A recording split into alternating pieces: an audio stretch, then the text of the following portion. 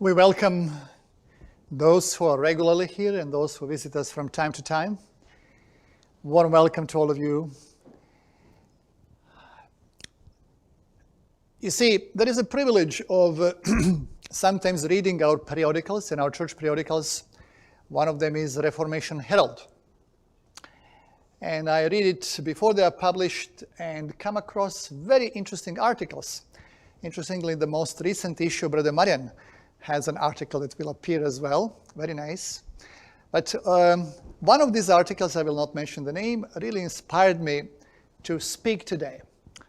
As we age, somehow we like more history. I was just telling Brother Dalibor as we were here in this little room, how we love history because we can learn. But biblical history is very special. Today I will tell you a story that is really amazing. It's like a thriller. It keeps you spellbound. So you don't have to watch a movie or read some kind of fiction. It's a real story. It's a story about betrayal and loyalty. It's a kind of a Game of Thrones. There is a royal family and there is a war going on in a way in the family. And greed and revenge, forgiveness, beautiful lessons you can learn. How to develop Christian character. It's about David, King David and his life, and his family, his children. The topic is how all things work together for good. There are amazing lessons we can learn from this story, and I'd like to share with you, although I know you know the story. Today I will be just highlighting a fragment, a section from that story, not everything about David's life. His life was very eventful. But the story begins with a crime, and it's a very unpleasant crime, and I don't want to go into details. So David had 4 sons. And oldest, Amnon, so all these sons were not from the same mothers. So there was a daughter that David had, and actually her name was Tamar, and she was sister of Absalom. But there was the oldest brother, Amnon. She was very beautiful, and he somehow was attracted to her, and she enticed her to come to her place, to his room, and he violated her. And then he simply hated her and commanded his servant to kick her out and bolt the door. She was humiliated, she was wounded, and then simply thrown out from the place. So she goes home, she goes to her brother, Absalom, and he takes note of what happened. And he makes a plan. 2 Samuel, we will be covering chapter 13 to 19. So we are told here Amnon, the oldest son of David, hated her, Tamar, exceedingly, so that the hatred wherewith he hated her was greater than the love wherewith he had loved her. Young people, if someone is attracted to you because just of passion or outward beauty, beware. This can turn very ugly. So people have to be attracted by something what is inside, inner beauty of a person. So he hated her, interestingly. And earlier, we are told that he loved her. But this was not genuine love. This was passion. And what happened next? We read in chapter 13, verse 20. And Absalom, her brother, said unto her, Had Amnon thy brother been with thee? But hold now thy peace, my sister. He is thy brother. Regard not this thing. So Tamar remained desolate in her brother. So she lived with her brother in his place. Now, interestingly, Absalom here was not telling completely what he really thought. He was just calming her down. Don't fret, don't bother. But he was actually thinking something else. I will take care of this. He was not honest, completely transparent with her. And let's see what happened. When King David heard of all these things, he was very wroth.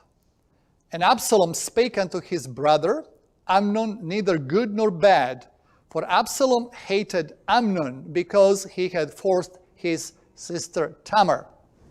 So what's happening? King, who was the supreme ruler and supreme judge, happened in his family. He should have acted.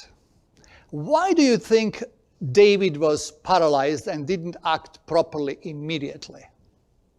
Did he do something in his life? Oh, yeah. So you see, that is a problem often, especially for people in the church. If people are guilty of something, they don't have moral courage to act properly. So he was paralyzed. When you read the Spirit of Prophecy, Prophets and Patriarchs and Prophets, you can find very interesting explanation why David was not having moral courage. He was angry. He was very angry, but he did not have courage to step and take action. Now, when David did not act, now Absalom, as defender of his sister, how he felt now called to intervene and to do. What is interesting also, Amnon did not speak to Absalom. See, when people have revengeful thoughts, they don't communicate, they're just keeping themselves and brooding over that and plotting what to do. So we will see what happened. There was a conspiracy. We are told that Amnon only is dead. This is a statement later on when Amnon was killed. The servant who was coming to bring the news to David, he said, Amnon is only dead, for by the appointment of Absalom, this had been determined from the day that he forced his sister Tamar. So Amnon, from the very beginning, when he heard what happened to his sister, he made a plan to kill his brother Amnon. So he kept the revenge. So what happened? So Absalom it took about 2 years. Nothing happened. David did not take any action. Nothing happened. And Absalom was making a plan. Now I will not read the whole story, but I'll read in chapter 13, verse 23. And it came to pass after 2 full years that Absalom and sheep shearers in Baal Hazor, which is near Ephraim, so Absalom invited all the king's sons. So Absalom comes to the king, to the father, and says, look, there is a festivity. Normally when they are shearing the wool, sheep, they have a kind of a celebration. So he said, why don't you all come to this place and we will have a festivity? And David said, well, my son, don't bother. This is too much burden for you. And please let them come. And then, okay, if you don't want to come, let Amnon come. And ultimately, king relented, and the sons of the king, they came. And there was a party. So Absalom said to his servants, put a lot of drink on the table, especially to Amnon, and he's under the influence of the spirits, then finish the job. And they did it. They killed him at the table. And when that happened, Absalom fled. So Absalom fled and went to Talmai, the son of Ammihud, king of Geshur, and David mourned for his son every day. So when he arranged murder of his brother, half-brother, then Absalom fled. And where did he flee? He fled to his grandfather. So his mother, Maacah, David had 6 wives. And one of the wives was from Geshur, because David conquered that territory. This is today Syria. And he married the daughter of the king of Geshur. So now Absalom is fleeing to his grandfather and finding refuge there. And he was there. David mourned for his son every day. David, interestingly, we will see in this story, David was a very, loving father. He loved the sons, although he didn't exercise proper training or restraint for them as he should have, education. Anyway, so he mourned, but ultimately he was consoled and comforted. So Absalom fled and went to Geshur and was there 3 years. Now, count the time. So from the time the crime happened to Tamar, 2 years, nothing happened. Then Absalom arranged murder of his half-brother Amnon. Then he flees to Geshur, and now 3 years. He's away. 3 years. Okay. In the meantime, we read here, the king said, I don't have all the text, but I will just tell you the story. So Joab, you heard about Joab? He was the man of war. He was a relative of King David, and he was a commanding officer in his army. And Joab was a man of action. He was no-nonsense man. So Joab actually worked to bring Absalom back from Geshur.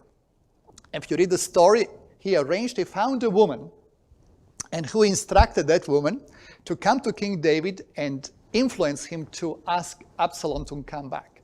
So the woman came to David and said, oh, well, I'm a poor widow. My husband died. I have 2 sons. And my sons, had some quarrel, and they were in the field, and one killed another. So now people are asking for justice, and they want to kill that one who killed the brother. But if he's killed, there will be no heir. I will be just, completely my household and my family will be extinguished. And so David was listening to the story, and he said, I am telling you, your son will not be killed. I will protect him. And then she was urging him, oh, please give me assurance. And he said, I'll give you assurance. Whoever would trouble you, you just bring that man to me. I will take care. And then the woman said, but my lord the king, your son is in exile, and there is a death sentence. Some people want to kill him. And then David said, oh, well, you said right. And then he sent Joab, and Joab went and brought Absalom from Geshur back to Jerusalem. But now king said, look, you can come back, but I don't want to see your face for 2 years. So and this was another mistake that David made. So Absalom comes back to the city, capital city, but he is not seeing the father for 2 years. And here we are told, so Absalom fled and went to Geshur and was there 3 years. Then king said, let him turn to his own house and let him not see my face. So Absalom returned to his own house and saw not the king's face for 2 years. So ultimately, he's seeing Absalom. He's allowing him to return, and he is embracing him and kissing him and forgiving him. In chapter 14, verse 25, we read, in all Israel there was none to be so much praised as Absalom for his beauty. From the sole of his foot, even to the crown of his head, there was no blemish in him. Could you imagine? Back in former Yugoslavia, we had the guard. It was a king's royal guard, and then later on, so soldiers who go to the army who are recruited, who are perfect stature, they are elected. This is a special guard, like Praetorian Guard in Rome. So he was a beautiful young man, no blemish, physical beauty. There is actually an incident that he had such a long hair, beautiful hair, and he was cutting the hair once a year. And he was cutting the hair 200 shekels, about 5 pounds. They would weigh his hair once a year. But I'll tell you something, you will see here in this story, we are having a very beautiful man, one of the most beautiful men you can imagine. And we will have later on one of the wisest men. And you will see that both did not do well in the story. And please remember this, beauty, physical beauty or intellectual capacity by themselves are a great gift, but if we don't use them wisely, they can be a curse. Because what happens, people who are very beautiful, people often praise them, and this gets in the people's heads, and pride is one of the greatest enemies of each one of us.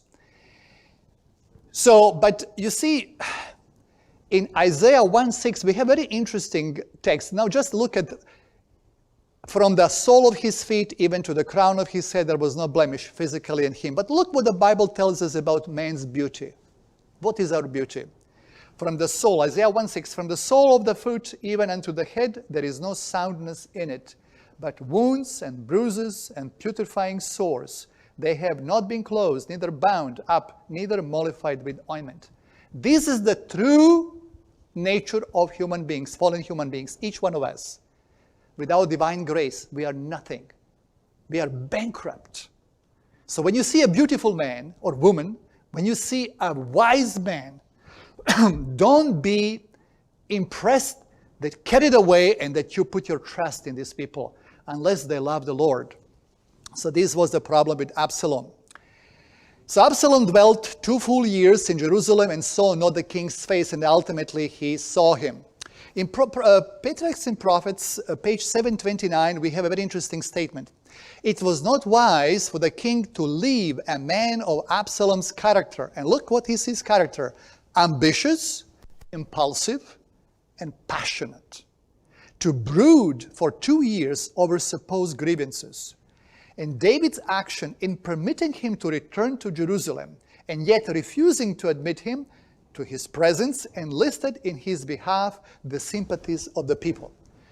So you see, people, it's very interesting. People are thinking, wow, Absalom is back, he's so beautiful and so on. Why is king not receiving him? Why is he not, forgiving him? And, And so this was negative.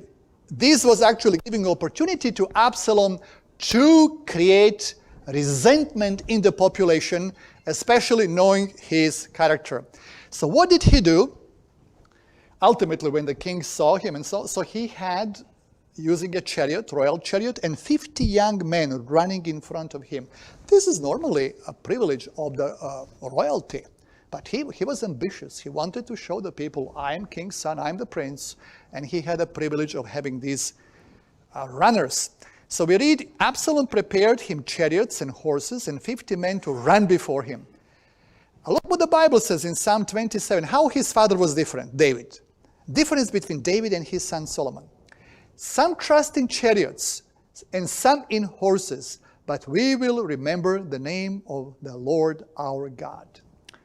What a difference. Chariots, horses, young men running in front of his chariot throughout the city, for his honor and glory. But David was not like that. David never fought for the throne. Never. You know how he was a refugee, he was a fugitive, he was running around, and Saul wanted to kill him. And David had opportunity to kill Saul, and he did not do it. But Absalom was a different character. But Absalom was an early bird. What was he doing? He was coming every day to the city gates, and because at that time, people who had any lawsuit or any dispute or any grievances were coming to the city gates, and there were judges judging. So he was going early on at the city gates and talking to people. Chapter 15, verse 2. And Absalom rose up early and stood beside the way of the gate. And it was so that when any man had a controversy, came to the king for a judgment. Then Absalom called unto him and said, of what city art thou? And he said, thy servant is of one of the tribes of Israel. And Absalom said unto him, see, thy matters are good and right, but there is no man deputed of the king to hear thee. Absalom said moreover, oh, that I were made judge in the land, that every man which had any suit or cause might come unto me, and I would do him justice. And it was so that when any man came nigh to him to do him obeisance, he put forth his hand and took him and kissed him. Now, what do you think? What was Absalom doing in these activities or this? He was stealing the hearts of the people. This was deceptive. We are also told in the spirit of prophecy that because of this sin that David committed with Bathsheba and all what happened, that David reign, his ability, capacity to reign effectively was crippled to some extent. So sometimes the administration of justice was not swift or expeditious as it should have been. So there are some, people who were, how we are when you make applications somewhere, you file something and you wait forever. So there were cases like this. So he was going there and looking for opportunity to say, oh, you are waiting too long. There is no one to hear you. But if I was a king, if I was a judge, I would do justice. You are right. Your case is right. It's a good case. So people, wow, this man, he should be in the leading position. And he was stealing the hearts of the people. So let's see what happened. Absalom said unto the king, so now he made a plan how to take the throne. Look what he said. He was pretending that he wants to worship God in Hebron. And please remember, Hebron was the place where King David was anointed for a king. So he now tells his father, I'm going to pay a vow to the Lord that I made when I was in Geshur in exile, and allow me to go there in Hebron. Let's read. Absalom said unto king, I pray thee, let me go and pay my vow. I have vowed unto the Lord in Hebron. For thy servant vowed a vow while I abode in Geshur in Syria, saying, if the Lord shall bring me again indeed to Jerusalem, then I will serve the Lord. And the king said unto him, go in peace. So he arose and went to Hebron. But Absalom sent spies throughout all the tribes of Israel, saying, as soon as you hear the sound of trumpet, then you shall say, Absalom reigneth in Hebron. Wow. Father is compassionate. He has received him back. He gave him honors and everything. Now he's made a plot to take the throne by deception. Wow. Let's read on. With Absalom went 200 men out to Jerusalem that were called, and they went in their simplicity, and they knew not anything. So he invited two prominent men from Jerusalem to accompany him to go to Hebron to pay the vow. He did not tell them what he plans to do. So why he took these men? Most likely either to join him in the rebellion, influential people, or if they would not join, just to keep them away from the city, to prevent them to go against him. And here we have a text from the Bible. The simple believe, this is Proverbs 14:15, the simple believe at every word, but a prudent man looketh. Or in Amplified Bible translation says, the naive or inexperienced person is easily misled and believes every word he hears. But the prudent man is discreet and astute and considers well where he is going. You see, people can be misled by deceptive people. And especially in this age, brothers and sisters, we have to be very wise. Not everything we hear in the news you can believe. In mainstream media, they don't tell you all the truth. I'm not spreading here conspiracy theories. This is a fact. Or people put a spin. They don't tell the whole truth, but they tell their version of truth. So we have to be prudent today. Jesus said, be you wise as serpents and harmless as doves.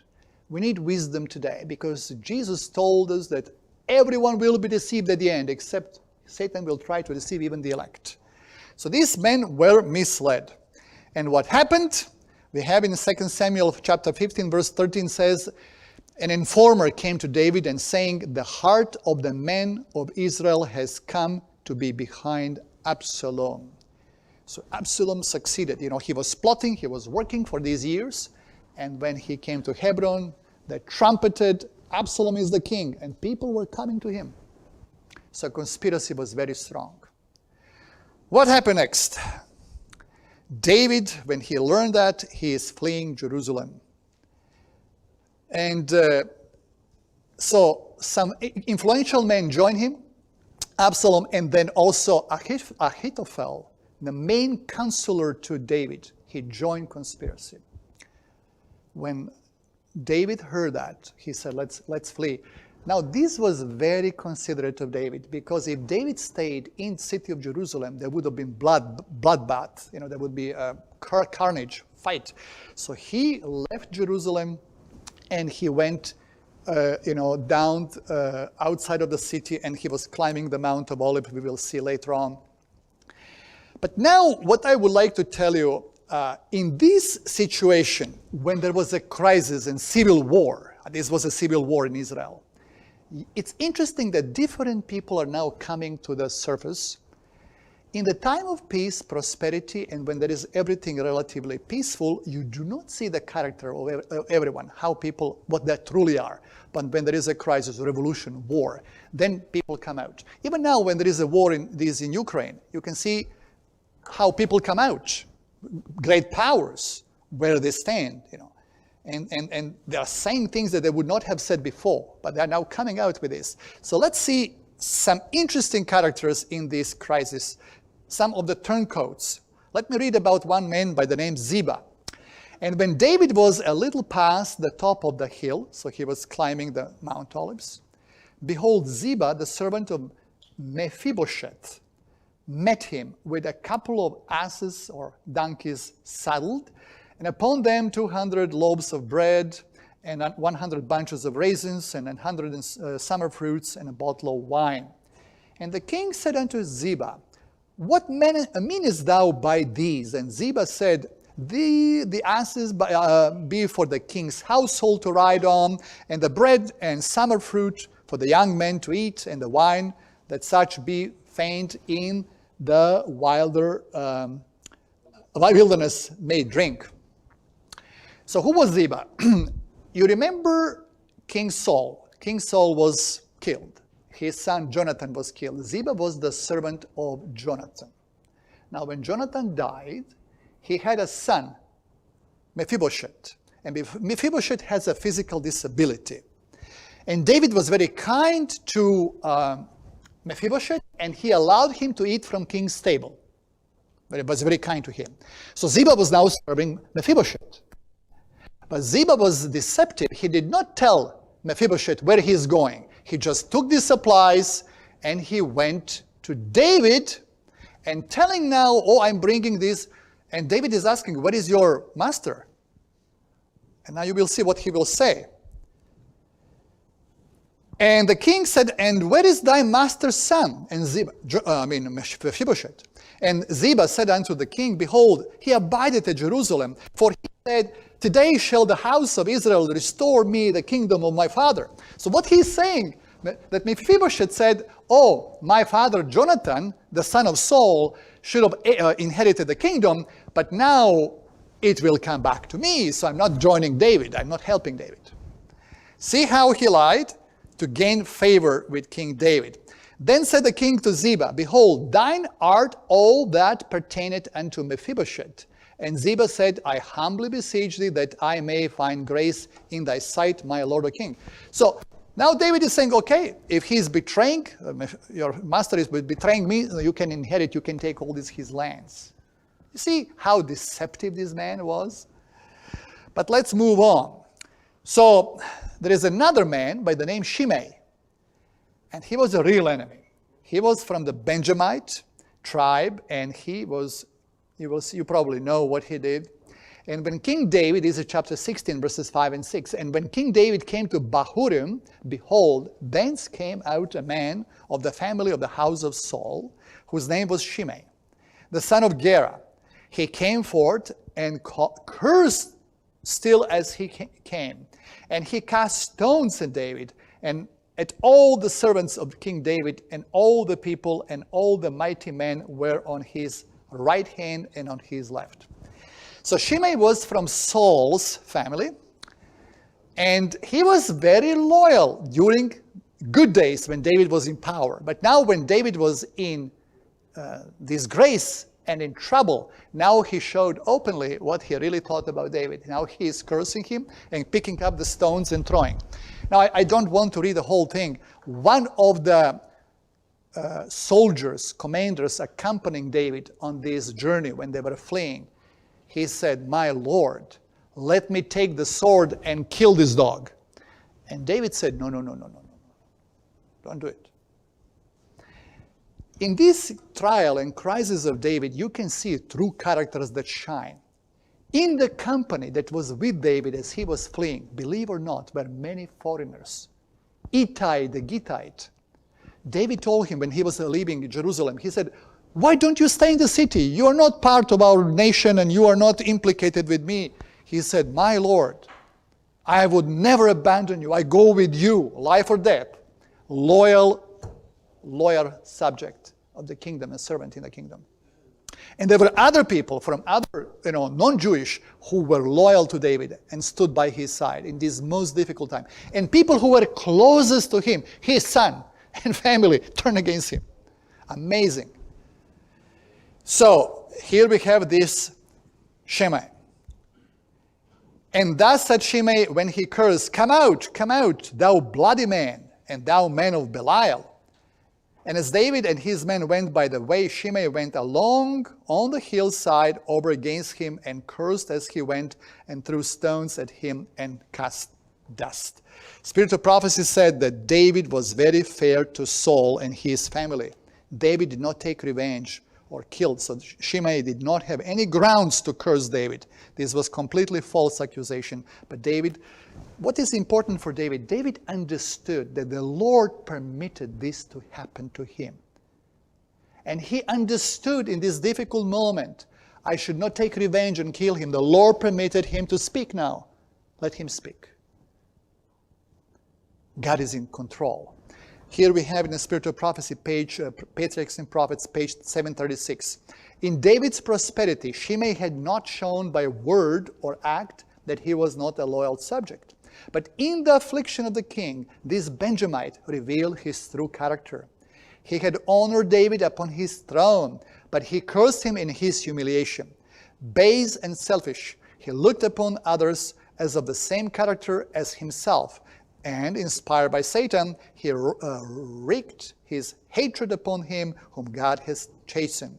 The spirit that leads men to triumph over, to revile or distress one who is in affliction is the spirit of who? Satan. So let's imagine you're having someone who hurt you, displeased you, did something wrong. And now, for some reason, that person goes through a really hard time. Bad things happen to that person. What should be our response? Rejoice? Bad things happen to someone who is my enemy or who did me wrong? No.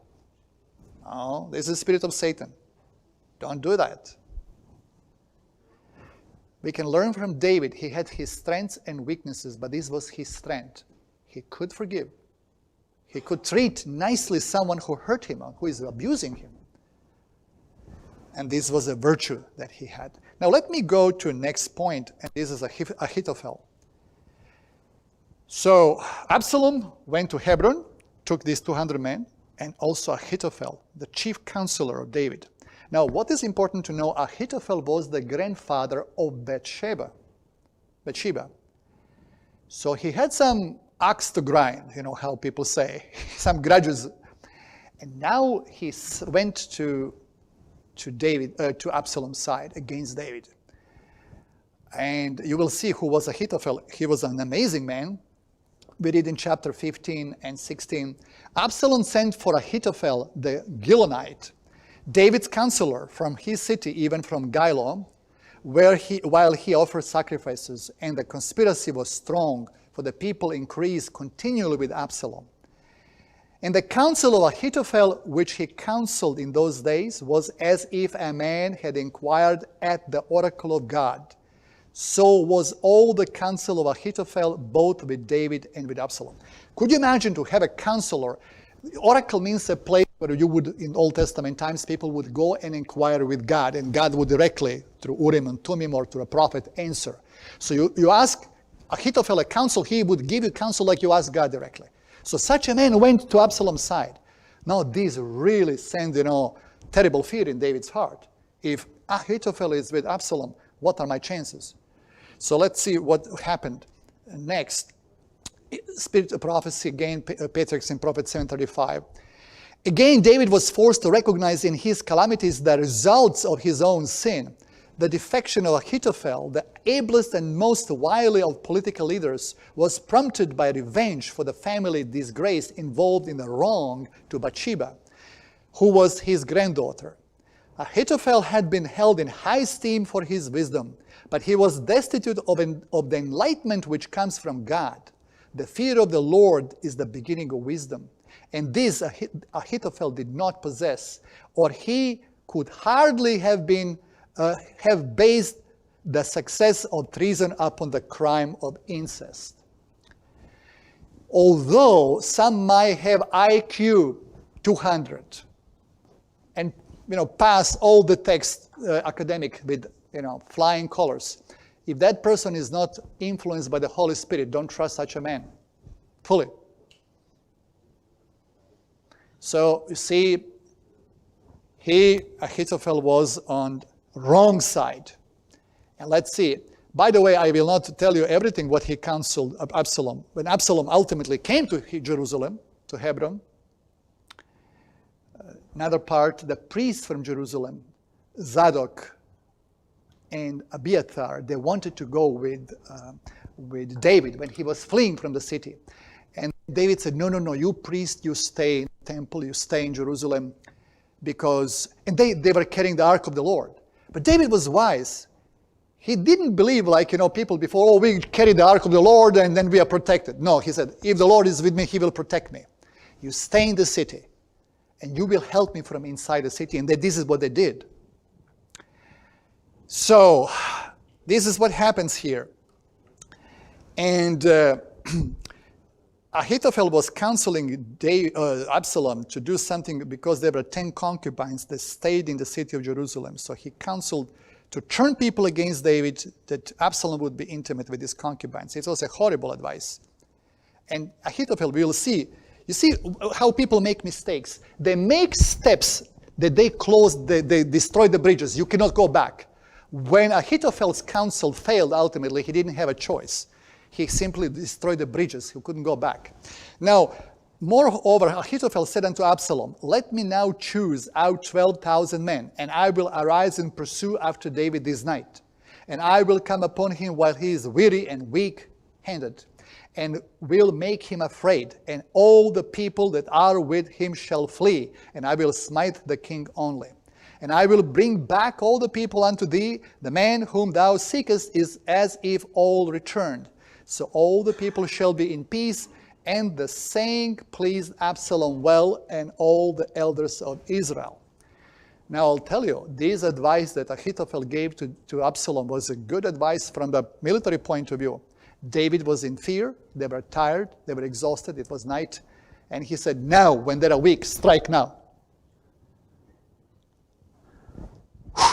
David knew if Absalom would follow Ahithophel's counsel, he is finished. Now what happens? Comes another man, providentially comes to David to help him as he was fleeing. And this was also one of his counselors. And he went, and this man was Hushai. And David said to Hushai, look, you don't stay with me. You go back to Jerusalem and try to enter Absalom's inner circle of counselors and try to counteract the counsel of Ahithophel. And it was a very good thing. This man went back to Jerusalem. And let's see. So after Ahithophel gave the counsel, now Hushai, he didn't push himself. But he was around. And Absalom appreciated him and said, what do you think? Give me your opinion. Let's see what happens. And Hushai said to Absalom, the counsel that Ahithophel had given is not good at this time. He was very cautious not to say, no, this is not good. To, appear like a conspirator. He said, not at this time. And Absalom and all the men of Israel said, the counsel of Hushai the Archite is better than the counsel of Ahithophel, for the Lord had appointed to defeat the good counsel of Ahithophel to the intent that the Lord might bring evil upon Absalom. Now Hushai gave a very interesting, you need divine wisdom to do such a counsel. Because look what happened. Ahithophel wanted to go with 12,000 men that night to strike, to hit David and destroy him. Because when you're playing chess, king is what you play about. If he takes out the king, that's it. So, but at this time, Hushai, and this was, Hushai said to Absalom, look, David has strong men, capable men. Why don't you wait a little bit and go in the big battle and face him directly, face to face in a major battle. And then you can really appear as a hero, as a glorious, if you send these other men, you will not really have a glory. And this pleased Absalom because he was vain. He found a weak point and he accepted Hushai's advice and he wanted to go himself in the open battle. This gave, precious time to David to consolidate his army and to recoup because he went to another fortified city and from there they came. And one told David, saying, Ahithophel is among the conspirators with Absalom. David said, O Lord, I pray thee, turn the counsel of Ahithophel into foolishness. We will come later on when we talk all things work together for good. You see, brethren, the Lord permits sometimes that bad things happen. He allows Satan to work up to a point, but God puts a limit how far Satan can go. And God will not allow him to destroy completely David. That's amazing. Even when you go through difficult times, you did something wrong, and you feel, oh, well, disease, financial problems, family problems, but trust God. Pray to God. Be humble, because God will set the limit beyond which Satan cannot go, or his agents. And this is what happened here. God miraculously protected, and Hushai gave advice. David wrote about Ahithophel. Look, this is in Psalm 55. These people who he trusted. For it is not an enemy who reproaches me, then I could bear it. No, nor is it the one who hates me, who has exalted himself against me. Then I could hide from him. But it was you, a man my equal, my companion and my acquaintance. We took sweet counsel together and walked to the house of God in the throng. So David is saying, you are Ahithophel, a man who I trusted, my equal, you betrayed me. I trusted you. In Psalm 55:21, look, this is very interesting. I'll say in Psalm, the words of his mouth were smoother than butter, but war was in his heart. His words were softer than oil, yet they were drawn swords. Now, you can understand this psalm when you know the history, what David went through, why he wrote his words. Let's come to the epilogue. You know how the whole thing, rebellion, ended and conspiracy. So, army, David was in the one city where people showed hospitality to him, and Absalom, large army came around. So David's forces, and what was the difference also here? David had much smaller army, but very well-trained soldiers. How they say, battle-hardened soldiers. Absalom had a lot of people, but not so well-trained. And that's advantage. If you look in the Roman history, how Roman soldiers defeated, for example, Hannibal. I mean,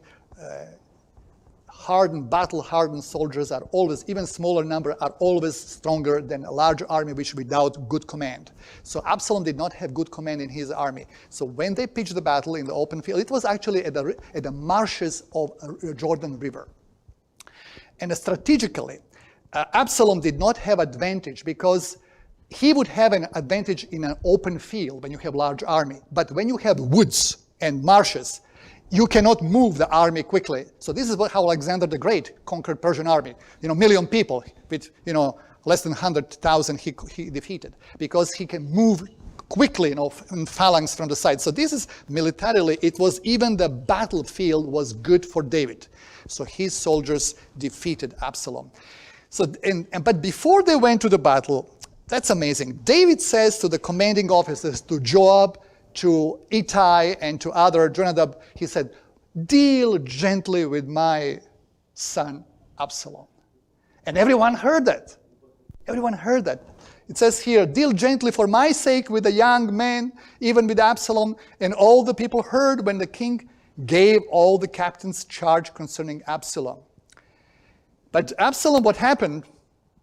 Absalom was running on a mule or riding a mule, and as he was fleeing, when they lost the battle, he was going, oak tree, I think it says, and the branches are laying low, and he had a big hair, and his hair got entangled in the branches, and the mule ran out under him and was left hanging. One of the soldiers saw him and reported to Joab. Absalom is hanging on the tree. And Joab came. 3 darts in the heart. And see, Joab was the man who brought Absalom from, exile. But Absalom was not dealing fairly also with Joab. He actually set to fire his field of crops. And there were some other things. So Joab acted, I think, correctly in this case. This man deserved death. He rose against his father. David lost 4 sons.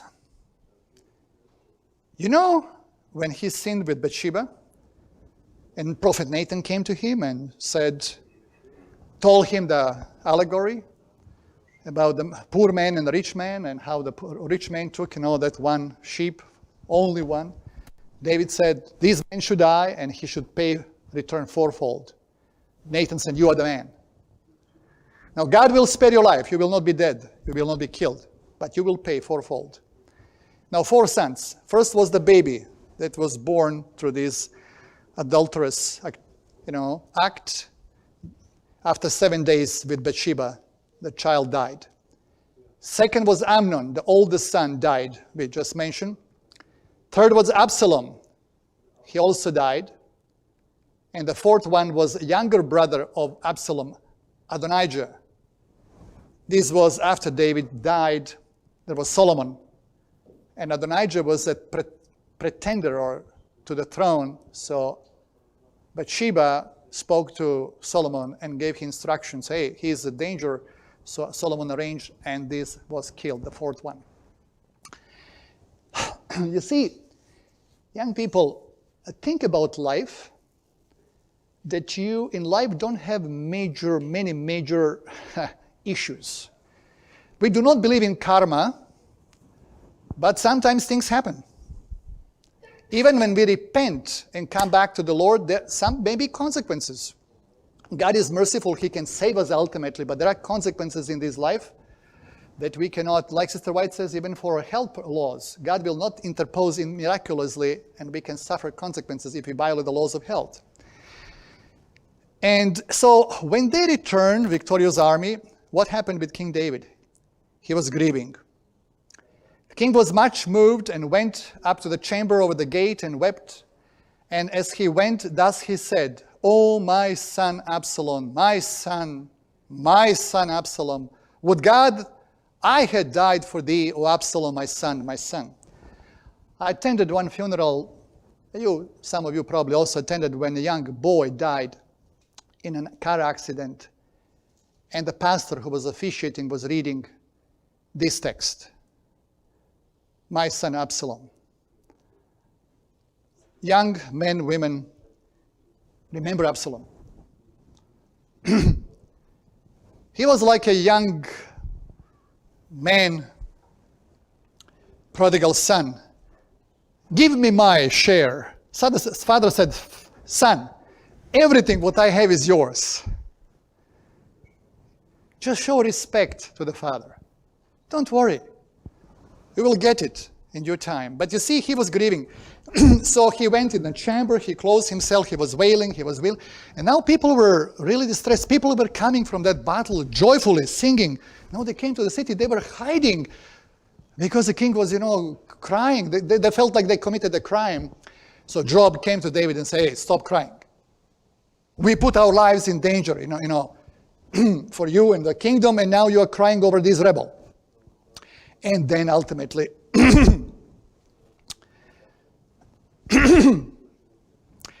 I will not read this to save time. Shimei came back and asked David for forgiveness. Therefore the king said unto Shimei, thou shalt not die. And the king sware unto him. See? Great heart. He was able to forgive people who wanted him dead. This was David. See, it's not by chance that Jesus came from David's. Although he had made many mistakes, David could repent, genuinely repent and forgive people. That's important. Forgive us our sins as we forgive our debtors. We must be able to forgive.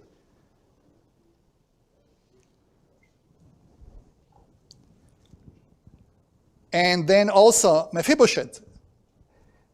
He told David the whole story. What happened? That he was deceived. He was not told the whole truth. I will not read it. And he said, my lord, O king, my servant deceived me. For your servant said, I will saddle a donkey for myself, that I may ride on it, go to the king, because your servant is lame. And he has slandered your servant to my lord the king, but my lord the king is like the angel of God, therefore do what is good in your eyes. So the king said unto him, why do you speak any more of your matters? I have said, you and Ziba divide the land. Then Mephibosheth said to king, rather let him take it all, inasmuch as my lord the king has come back in peace to his own house. Mephibosheth just gives to his servant Ziba the whole land. What the generosity. See, there are some nice characters, nice things we can learn from this story. No greed, generosity. Proverbs 15:3, and this is how I would like to conclude that story. The eyes of the Lord are in every place, beholding the evil and the good. God saw the whole thing from the beginning. God was there every moment in the whole story. And I will show you. See, I found this interesting image about Absalom's conspiracy. There is a beautiful flower, right? A beautiful man, budding, and then a child crying, right? Does it remind you of some spoiled children, brats?